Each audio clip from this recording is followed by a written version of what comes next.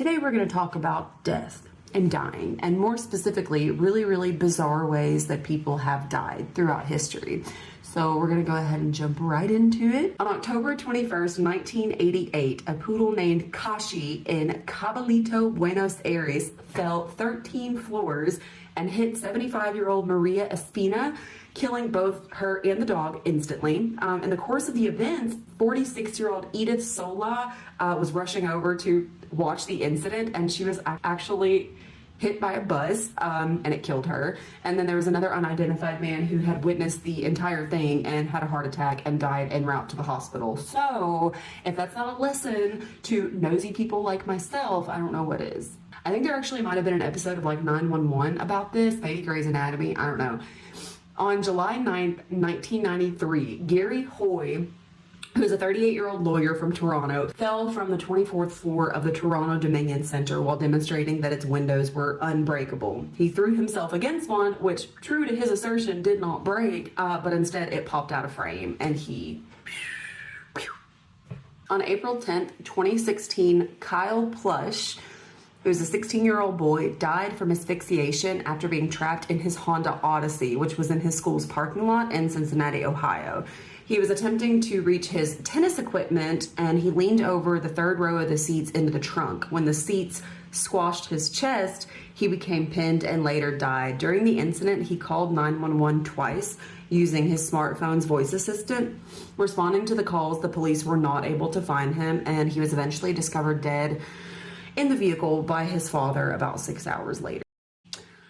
Gloria Ramirez was a 31-year-old woman from Riverside, California.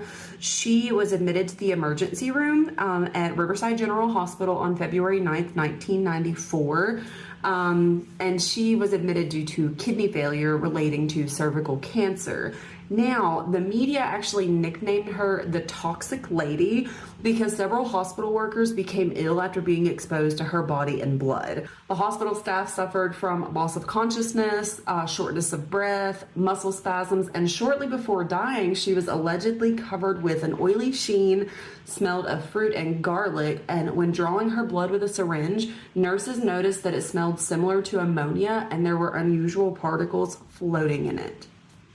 This one, I remember when this one happened, I remember seeing pictures of it, and they are very disturbing. You can probably find them on Reddit. I'm not going to show it here, but 17-year-old Kendrick Johnson, on January 10th, 2013, he was discovered trapped upside down in a rolled up gym mat in his high school gymnasium.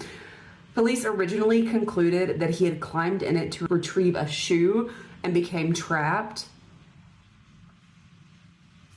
but the case was later reopened as a possible homicide.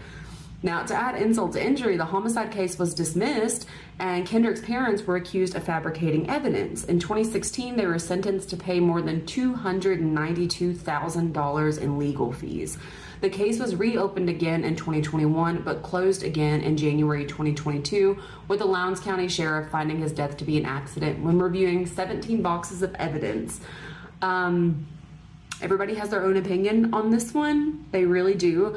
But I do remember when this story first came out, a lot of people tried to claim that he killed himself by rolling himself up into the gym mat. And I'm like, that doesn't seem right. What a terrible way to go. Like, nobody who decides that they want to commit suicide just wakes up and is like, I think I'll roll myself into a gym mat until I suffocate. Foul play was involved. I just know it.